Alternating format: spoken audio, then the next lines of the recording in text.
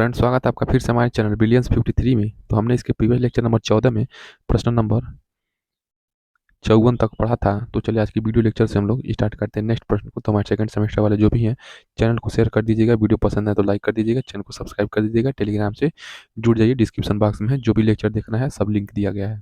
चलिए शुरू करते हैं 55। तो सेकेंड सेमेस्टर वाले साइंस पेपर, ये थर्ड पेपर आप लोग तैयारी का लास्ट फेज चल रहा है। तो हमारे प्रतिदिन के भोजन में पोषक तत्वों की कमी से होने वाले किसी एक रोग का नाम, लक्षण तथा उससे बचने के उपाय लिखिए। तो जब आपके शरीर में न्यूट्रिएंट्स की कमी हो जाती है, विटामिन हो गया, प्रोटीन हो गया, न्यूक्लिक एसिड हो गया, कार्बोहाइड्रेट हो गया, तो क्या होता है? तो देखिए, हमारे भोजन के तत्वों में कमी होने से किसी एक रोग, तो मान लीजिए विटामिन ए क्या है? पोषक तत्व है। विटामिन ए की कमी से रतौंधी नामक रोग हो जाता है। आप बी लिख सकते हैं, विटामिन बी की कमी से बेरी-बेरी होता है। सी से स्कर्वी होता है। और इसके लक्षण क्या होते हैं? चर्म रोग, त्वचा पर चकत्ते, आँख कमज़ोर होना। तो विटामिन ए की कमी क्या है? चर्म रोग होता है, त्वचा पर चकत्ते और आँख कमज़ोर हो जाते हैं। और उपाय क्या है? विटामिन ए से युक्त पदार्थों का सेवन तथा डॉक्टरी सलाह लेना। नेक्स्ट प्रश्न देखिए, प्रश्न नंबर 56। प्रश्न नंबर 56 क्या है? भूकंप आने के क्या-क्या कारण हैं?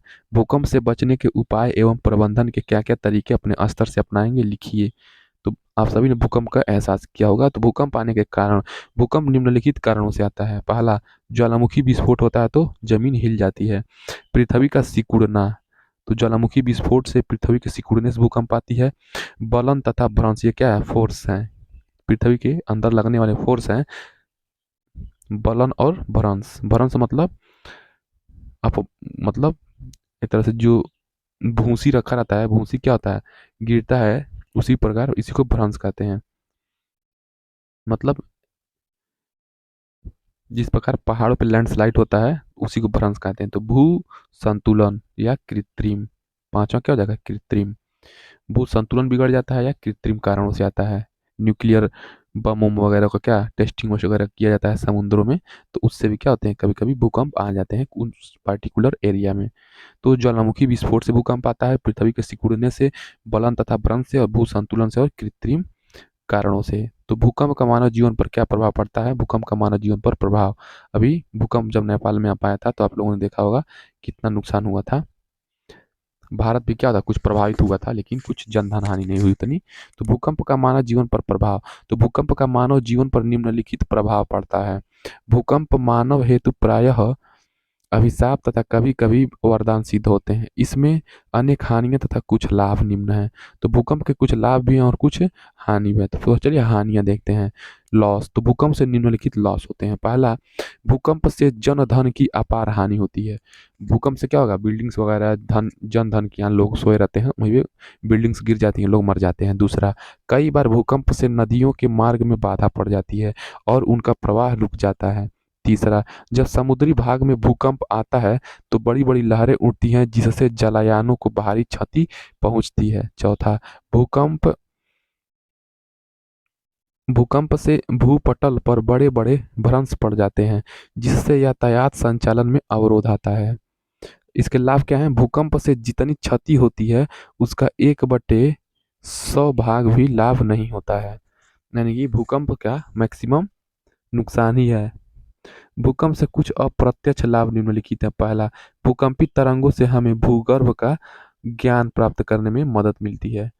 तो कुछ अप्रत्यक्ष लाभ होते हैं कि भूकंप आएगा तो भूगर्भ से प्राप्त जानकारी मिलती है, कहाँ से कंपन हुआ है। दूसरा, भूकंप से भूस्खलन क्रिया होती है जो अपक्षय में सहायता करती है।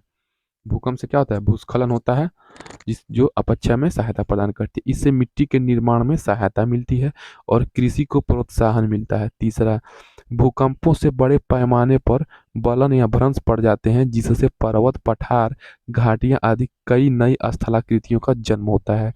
चौथा, भूकंपीय प्रदेशों से कई बार जल स्रोतों का जन्म होता है जो मनुष्य के लिए लाभदायक होते हैं। तो भूकंप से बचने के क्या उपाय, चलिए पढ़ते हैं। तो भूकंप से बचने के निम्नलिखित उपाय हैं। पहला, भूकंप के आने के समय विद्यालय तथा भवन से तत्काल बाहर खुले स्थान पर जाएं। दूसरा, मकान बहुमंजिला है तो मकान से बाहर निकलकर मैदान में आ जाएं। नेक्स्ट प्रश्न देखिए 57। प्रश्न नंबर 57 क्या है? प्रकाश संश्लेषण और श्वसन में अंतर लिखिए। तो फोटोसिंथेसिस और रेस्पिरेशन में अंतर लिखना है। तो हेडिंग डालेंगे प्रकाश संश्लेषण और श्वसन में अंतर।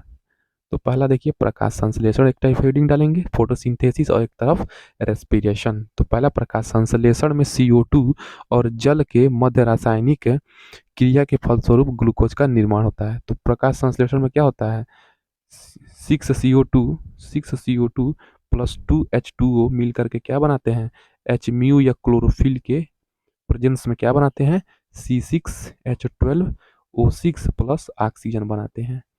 जब बल्कि श्वसन में क्या होता है, ग्लूकोज में ऑक्सीकरण के फलस्वरूप जल तथा CO2 बनती है। लेकिन जब आप श्वसन करते हैं, ये जो प्लांटों में श्वसन होता है, क्या होता है, ग्लूकोज में ऑक्सीकरण। तो ग्लूकोज में क्या होता है, ऑक्सीकरण होती है, यानी कि ग्लूकोज का हम लोग ऑक्सीडेशन करते हैं तो क्या बनता है, H2O बनता है और CO2 बनता है। दूसरा देखिए क्या हो जाएगा, प्रकाश संश्लेषण एक रचनात्मक क्रिया है। प्रकाश संश्लेषण क्या है, एक रचनात्मक क्रिया है। श्वसन एक नाशात्मक क्रिया है, यानी कि सांस लेने वाली क्रिया है। तीसरा, प्रकाश संश्लेषण से सौर ऊर्जा के प्रयोग से भोजन बनता है। विकिरण ऊर्जा का रूपांतरण रासायनिक ऊर्जा में होता है। तो सूर्य क्या होता है, विकिरण ऊर्जा यानी कि रेडिएशन। सूर्य का रेडिएशन से हम लोग क्या करते हैं, केमिकल रिएक्शन केमिकल एनर्जी बनाते हैं। केमिकल एनर्जी मतलब यानी कि ग्लूकोज क्या है, केमिकल ही होता है। तो ग्लूकोज का निर्माण केमिकल के रूप में होता है। तो श्वसन में भोजन के ऑक्सीकरण से ऊर्जा मुक्त होती है। और श्वसन में क्या होती है, भोजन के ऑक्सीकरण से ऊर्जा मुक्त होती है। भोजन संचित रासायनिक ऊर्जा का प्रयोग सजीव अपने विभिन्न कार्यों में करता है। तो श्वसन में क्या होते हैं, भोजन के ऑक्सीकरण से ऊर्जा मुक्त होती है और भोजन संचित रासायनिक ऊर्जा का प्रयोग सजीव अपने विभिन्न कार्यों में करते हैं। नेक्स्ट प्रश्न देखिए 58, प्रश्न नंबर 58 क्या है, सूर्य ग्रहण किसे कहते हैं बताइए। तो सूर्य ग्रहण देखिए, तो अमावस्या के दिन सूर्य और पृथ्वी के बीच चंद्रमा आ जाता है और चंद्रमा की छाया पृथ्वी पर पड़ने लगती है। तो इसका डायग्रामेटिक अप्रोच देख लेते हैं। देखिए अमावस्या का दिन रहेगा, सूर्य रहेगा मान लीजिए ये, और ये पृथ्वी है। तो सूर्य और पृथ्वी के बीच में मान लीजिए यहाँ पे क्या जा रहा है, चंद्रमा आ जा रहा है। ये सन है, ये अर्थ है, ये मून है। तो सूर्य और पृथ्वी के बीच चंद्रमा आ जाता है और चंद्रमा की छाया पृथ्वी पर, ये जो चंद्रमा की छाया ऐसे पृथ्वी पर पड़ती है और यहाँ से सूर्य क्या करता है, रोशनी देता रहता है। तो जो ये जो चंद्रमा है इसकी छाया पृथ्वी पर कुछ हिस्से पर पड़ती है। तो इस स्थिति में हमें सूर्य का वह भाग दिखाई नहीं पड़ता जो चंद्रमा से ढक जाता है, यानी कि चंद्रमा से इतना भाग ढक जाता है। हम यहाँ पे पृथ्वी पर से मान लीजिए देखेंगे तो चंद्रमा का इतना भाग क्या करेगा, ढक लेगा, और बाकी ये वाला पार्ट हमको दिखाई देता है। इस स्थिति को सूर्य ग्रहण कहते हैं। पृथ्वी के जिस क्षेत्र में चंद्रमा सूर्य को पूर्ण रूप अवरुद्ध कर देता है तो उस क्षेत्र में पूर्ण सूर्य ग्रहण दिखाई देता है। ठीक है, इसी प्रकार वह क्षेत्र जो चंद्रमा के उपछाया में होता है तथा जहां सूर्य केवल आंशिक रूप से दिखाई देता है, तो ऐसे स्थान पर क्या होता है, खंड सूर्य ग्रहण होता है, यानी कि आधा सूर्य ग्रहण होता है, यानी कि आधा सूर्य दिखाई देता है। यदि चंद्रमा की परिछाया, परिछाया मतलब इसको क्या कहेंगे, अम्बरी कहेंगे इसको। तो चंद्रमा की परिछाया, जहाँ पे परिछाया का केवल छोर ही पृथ्वी को छूता है, तो चंद्रमा का जो परिछाया होता है वही पृथ्वी को छूता है, उस स्थिति में वलयाकार सूर्य ग्रहण पड़ता है। नेक्स्ट प्रश्न देखिए, प्रश्न नंबर 59। 59 क्या है, इसरो क्या है। तो इसरो का हेडिंग डालेंगे, पढ़ेंगे। तो इसरो देखिए क्या है, इसरो का पूरा नाम भारतीय अंतरिक्ष अनुसंधान संगठन, Indian Space Research Organisation. Bharat न केवल अपने अंतरिक्ष संबंधी आवश्यकताओं की पूर्ति करने में आज सक्षम है, बल्कि दुनिया के बहुत से देशों को अपनी अंतरिक्ष क्षमता से व्यापारिक और अन्य स्तरों पर सहयोग भी कर रहा है। इसरो वर्तमान में ध्रुवीय कृत्रिम उपग्रह प्रक्षेपण वाहन PSLV, ठीक है, पोलर सैटेलाइट लॉन्च व्हीकल इसका फुल फॉर्म है। तो PSLV एवं GSLV, ठीक है, की सहायता से क्रमशः कृत्रिम एवं भूस्वामी उपग्रह प्रक्षेपित करता है। तो PSLV और GSLV रॉकेट के माध्यम से इसरो क्या करता है, विभिन्न प्रकार के टेस्टिंग करता है और अंतरिक्ष में उपग्रह सैटेलाइट छोड़ जाते हैं। संस्था ने 1 अक्टूबर 1958, तो इसरो ने 1 अक्टूबर 1958 से कार्य करना शुरू किया। तब से आज तक अमेरिकी अंतरिक्ष अन्वेषण के नासा ने संपूर्ण कार्यक्रम नासा द्वारा संचालित किए हैं, जिनमें अपोलो चंद्रमा अभियान, तो नासा द्वारा अपोलो चंद्रमा अभियान, स्काईलैब अंतरिक्ष स्टेशन, ठीक है, यहीं पे क्या होता है, अंतरिक्ष स्टेशन पे जो आपका सैटेलाइट जाता है, वहाँ पे यही अंतरिक्ष स्टेशन में क्या करता है, सैटेलाइट जा करके जुड़ जाता है, और इस सैटेलाइट से निकल करके लोग कहाँ चले जाते हैं, स्काईलैब अंतरिक्ष स्टेशन में चले जाते हैं। वहाँ पे उनको 1 महीना 2 महीना रहना रहता है, खाना पीना सब वहीं पे उनको मिल जाता है स्काईलैब अंतरिक्ष स्टेशन में। और बाद में अंतरिक्ष शटल शामिल है। वर्तमान में नासा अंतर्राष्ट्रीय अंतरिक्ष स्टेशन को समर्थन दे रही है। तो जो नासा है वो क्या कर रही है, जो अंतर्राष्ट्रीय अंतरिक्ष स्टेशन है तथा ओरायन बहुउपयोगी कर्मी दल वाहन व व्यापारिक कर्मी दल वाहन के निर्माण तथा विकास पर ध्यान केंद्रित कर रही है। संस्था लॉन्च सेवा कार्यक्रम LSP, ठीक है, launch service programme LSP, NASA ने क्या किया है, लॉन्च सर्विस प्रोग्राम लाया है नासा ने, हेतु भी जिम्मेदार है, जो लॉन्च कार्यों व नासा के मानव रहित, जहाँ पे बिना लोगों के क्या किया लॉन्च किया जाता है, उल्टी गिनती पर ध्यान रखा जाता है। नेक्स्ट प्रश्न देखिए, प्रश्न नंबर 60। प्रश्न नंबर 60 क्या है, मंगल ग्रह की खोज में भारत का योगदान बताइए। तो मार्स, मंगल के खोज में भारत का क्या योगदान है, तो मार्स ग्रह की खोज में भारत का योगदान चलिए हम लोग पढ़ते हैं। तो भारत के मंगलयान का मंगल की कक्षा में प्रवेश, तो जो भारत ने मंगलयान उपग्रह सैटेलाइट का प्रक्षेपास्त्र किया था, उसी की वजह से हम लोग मंगल ग्रह की खोज में कुछ योगदान किए हैं। तो अंतरिक्ष अभियान में भारत ने एक बड़ी कामयाबी उस समय प्राप्त की जब स्वदेश निर्मित, हमारे भारत में निर्मित मंगलयान ने पूर्व निर्धारित कार्यक्रम के तहत 24 सितंबर 2014, तो 24 सितंबर 2014 को मंगल ग्रह की कक्षा में सफलतापूर्वक प्रवेश किया है। ये डेट याद रखना चाहिए, 24 सितंबर 2014।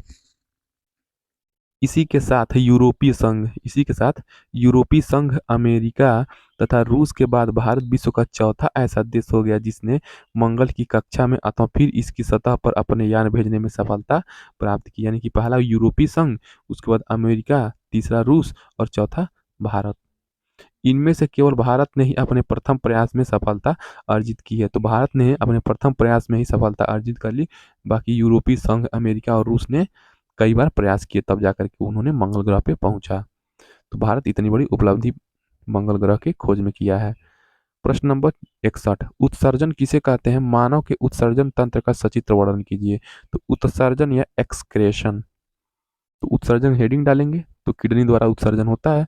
तो शरीर द्वारा भोजन के अंतर्ग्रहण, शरीर द्वारा क्या होता है, भोजन का अंतर्ग्रहण करते हैं, उसके बाद पाचन होता है, अवशोषण होता है और स्वांगीकरण होता है। तो शरीर द्वारा भोजन के अंतर्ग्रहण तथा पाचन के पश्चात शरीर उपयोगी पदार्थों को विभिन्न ऊतकों तथा कोशिकाओं में पहुंचाता है। अपचित, जो पचा नहीं है, एवं जो अपशिष्ट पदार्थों को शरीर के बाहर निकालने की जरूरत होती है। शरीर में उपापचय यानी कि मेटाबॉलिज्म की क्रियाओं द्वारा इन अपशिष्ट इन अपशिष्ट पदार्थों को शरीर से बाहर निकालने की प्रक्रिया को उत्सर्जन कहा जाता है। गैस हो गया, तरल हो गया तथा ठोस पदार्थों का उत्सर्जित होना आवश्यक है, और इनमें से प्रत्येक के उत्सर्जन की प्रक्रिया एक दूसरे से भिन्न होती है। कार्बन डाइऑक्साइड प्रमुख अपशिष्ट पदार्थ है जिसे सांस द्वारा बाहर निकाला जाता है। तो सांस द्वारा आप क्या निकालते हैं, CO2 भी निकालते हैं। और श्वसन के समय कोशिकाओं में कार्बन डाइऑक्साइड रक्त में स्थित हीमोग्लोबिन से मिलकर अथवा पानी में घुलकर स्थानांतरित होती है। कार्बन डाइऑक्साइड का निष्कासन फेफड़ों की सतह से होता है। उसके बाद क्या होता है, ठोस अपशिष्ट मुख्यतः भोजन का अपचित भाग होता है।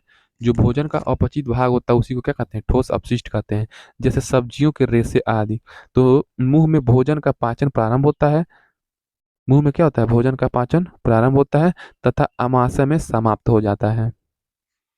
पचित भोजन पेट की भित्तियों द्वारा अवशोषित हो जाता है, अपचित पदार्थ बड़ी आंत में आ जाता है, और जो नहीं पचता है वो क्या आता है, बड़ी आंत में आ जाता है, और गुदा के रास्ते से शरीर से बाहर निष्कासित हो जाता है। तो मुंह से लेकर गुदा तक एक ही रास्ता होता है। अपशिष्ट तरल पदार्थों के पाचन के लिए एक जटिल क्रियाविधि की जरूरत होती है। क्योंकि रुधिर में पोषक तत्व तथा अपशिष्ट पदार्थ दोनों ही होते हैं, इसलिए इनके छानने तथा अलग करने की विशेष विधि होती है। इस क्रिया से उपयोगी पदार्थ शरीर में ही रह जाते हैं और अपशिष्ट पदार्थ शरीर से उत्सर्जित हो जाते हैं। ठीक है ना। यह क्रिया शरीर में स्थित वृक्क यानी कि किडनी द्वारा संपन्न की जाती है। शरीर में इनकी संख्या दो होती है, लेफ्ट किडनी और राइट किडनी। यदि इनमें से एक किडनी कार्य करना बंद कर दे तो दूसरा वृक्क अकेले ही पूर्ण कार्यभार संभालता है।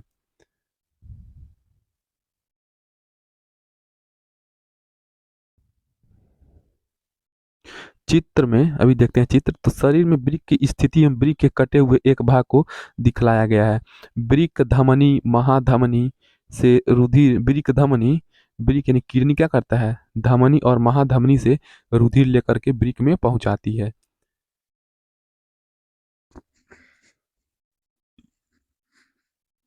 अपशिष्ट पदार्थ अलग करने के बाद साफ रुधिर वृक्क शिरा द्वारा वापस भेज दिया जाता है। तो जो अपशिष्ट पदार्थ होता है अलग करने के बाद साफ रुधिर, साफ जो ब्लड होता है वो क्या होता है, वृक्क के शिरा द्वारा वापस भेज दिया जाता है। वृक्क द्वारा पृथक किए गए अपशिष्ट पदार्थ को मूत्र कहा जाता है। ठीक है। यह मूत्रवाहिनी से मूत्राशय में जाता है और मूत्र मार्ग से उत्सर्जित हो जाता है। वृक्क सेम के आकार का होता है। वृक्क के भीतर वृक्क धमनी कई लाख केशिकाओं में विभक्त हो जाती है। प्रत्येक केशिका पुनः बार बार विभक्त होती है और कुंडलित हो जाती है। इन संरचनाओं को कोशिका गुच्छ कहा जाता है। इनकी भित्तियों से रक्त छन जाता है। छना हुआ द्रव तथा सीरम छोटे छोटे प्यालों या बोमन संपुट में एकत्रित हो जाता है। इस छने हुए तरल में ग्लूकोज, लवण एवं नाइट्रोजन के यौगिक होते हैं। प्रोटीन रुधिर में ही रह जाती है। प्रोटीन कहाँ रहती है, ब्लड में रहती है। इस प्रक्रिया को, जिसमें छोटे अणु छनकर बाहर आ जाते हैं तथा प्रोटीन जैसे बड़े अणु बाहर नहीं आते हैं, अपोहन या डायलिसिस कहा जाता है। क्या कहा जाता है, अपोहन या डायलिसिस कहा जाता है। वृक्क में स्थित केशिका गुच्छ डायलिसिस थैली का कार्य करता है। मूत्र मार्ग में आने से पूर्व छना हुआ तरल बहुत ही महीन नलियों में से गुजरता है। इन नलियों में ग्लूकोज एवं अन्य उपयोगी पदार्थ पुनः अवशोषित हो जाते हैं। अवशोषित पदार्थ वृक्क शिरा में स्थित रक्त में वापस आ जाते हैं। अपशिष्ट तरल, जिसे मूत्र कहा जाता है, निष्कासन के लिए मूत्राशय में आ जाता है तथा इस क्रिया द्वारा डायलिसिस का उपयोग किया जाता है। तो इस प्रकार हम लोग किडनी के बारे में पढ़ लिए और उसके चित्र देख लेते हैं किडनी का। देखिए, यही आपका किडनी है। ये क्या हो गया आपका, राइट वाला हो गया राइट किडनी, और ये हो गया आपका लेफ्ट किडनी। देखिए सेम के बीच का आकार का है ये। तो देखिए यहाँ पे एड्रीनल ग्रंथि होती है, कार्टेक्स, उसके बाद मेडुला कहते हैं इसको। देखिए कार्टेक्स दिया है, फिर मेडुला, फिर धमनी, फिर श्रोणि। ये देखिए सीरा है, ये सीरा, निम्न महासीरा, यहाँ पे निम्न महासीरा, पृष्ठ महाधमनी, ये क्या हो जाएगा, पृष्ठ महाधमनी, मूत्रवाहिनी, यहाँ से आपका ये मूत्रवाहिनी है, किडनी से जुड़ा रहता है। और ये आपका चला जाता है ब्लेडर में, यहीं पे क्या होता है, मूत्र संचित रहता है। और उसके बाद मूत्र मार्ग के द्वारा क्या होता है, अपशिष्ट तरल पदार्थ निकल जाता है। चलिए नेक्स्ट प्रश्न देखते हैं। नेक्स्ट प्रश्न आपके सामने 62, प्रश्न नंबर 62 देखिए क्या है। भौतिक तथा रासायनिक परिवर्तन के अंतर को उदाहरण सहित समझाइए, 2020 में पूछा है। तो हेडिंग डालेंगे भौतिक तथा रासायनिक परिवर्तन में अंतर। तो भौतिक परिवर्तन देखिए और रासायनिक परिवर्तन। तो भौतिक परिवर्तन में पदार्थ के भौतिक गुण अर्थात रंग, अवस्था एवं आकृति आदि में परिवर्तन हो जाता है, परंतु उसकी रचना में कोई अंतर नहीं आता है। रासायनिक परिवर्तन में पदार्थ के भौतिक गुण अर्थात रंग, अवस्था आदि सभी कुछ परिवर्तित हो जाता है और साथ ही पदार्थ की रचना भी पूर्ण रूप से परिवर्तित हो जाती है, लेकिन भौतिक परिवर्तन में नहीं होता है। दूसरा, भौतिक परिवर्तन में कोई नवीन पदार्थ निर्मित नहीं होता है। ठीक है। अगर आप प्लास्टिक को पीला करके आप कांच नहीं बना देंगे तो प्लास्टिक प्लास्टिक ही रहेगा। तो परिवर्तन में कोई नया पदार्थ नहीं बनेगा, लेकिन रासायनिक परिवर्तन में नवीन पदार्थ बनते हैं। ठीक है। तीसरा, भौतिक परिवर्तन में कारण हटाए जाने पर पदार्थ अपनी मूल अवस्था को प्राप्त कर लेता है। जैसे प्लास्टिक को पिघलाएंगे तो क्या हो जाएगा, वो लिक्विड वाला प्लास्टिक बन जाता है, और उसको ठंडा करेंगे तो फिर क्या हो जाएगा, ठोस बन जाएगा। कारण हटाए जाने पर भी पदार्थ अपनी मूल अवस्था को प्राप्त नहीं कर पाता। केमिकल को आप बना पाएंगे, उसके कच्चे फॉर्म में नहीं बना पाएंगे। चौथा, भौतिक परिवर्तन में न तो ऊष्मा उत्पन्न होती है और न ही ऊष्मा शोषित होती है। रासायनिक परिवर्तन में या तो ऊष्मा उत्पन्न होती है या ऊष्मा शोषित होती है। ठीक है। भौतिक परिवर्तन में पदार्थ के संगठन में कोई बदलाव नहीं होता है। रासायनिक परिवर्तन के पदार्थ के संगठन में बदलाव हो जाता है। इसमें वस्तु के भार में कोई अंतर नहीं आता है। रासायनिक परिवर्तन में वस्तु के भार में अंतर नवीन पदार्थ बनने के कारण आ जाता है। दाब के प्रभाव से पदार्थों का केवल आकार तथा स्वरूप निर्मित होता है, बल्कि रासायनिक परिवर्तन में अधिक दाब पर नवीन पदार्थ बनते हैं। उदाहरण, पानी का बर्फ या वाष्प में बदलना, नमक या चीनी का पानी में घुलना। नमक या चीनी को पानी में घोल दीजिए और फिर से क्या करिए, वाष्पीकरण करवा करके नमक छान ले सकते हैं। पदार्थ का चूर्ण बनाना, फिर चूर्ण को क्या करेंगे, पदार्थ बना देंगे। और लोहे में चुंबकत्व उत्पन्न होना। उदाहरण, दूध से दही का बनना, पदार्थ का जलना, दूध का फटना अथवा दूध का जमना, या भोजन का पचना, या लोहे की कील पर जंग लगना। इस प्रकार आपका भौतिक परिवर्तन और रासायनिक परिवर्तन हो गया। चलिए हम लोग नेक्स्ट प्रश्न हम लोग पढ़ेंगे नेक्स्ट वीडियो से, चंद्र ग्रहण किसे कहते हैं।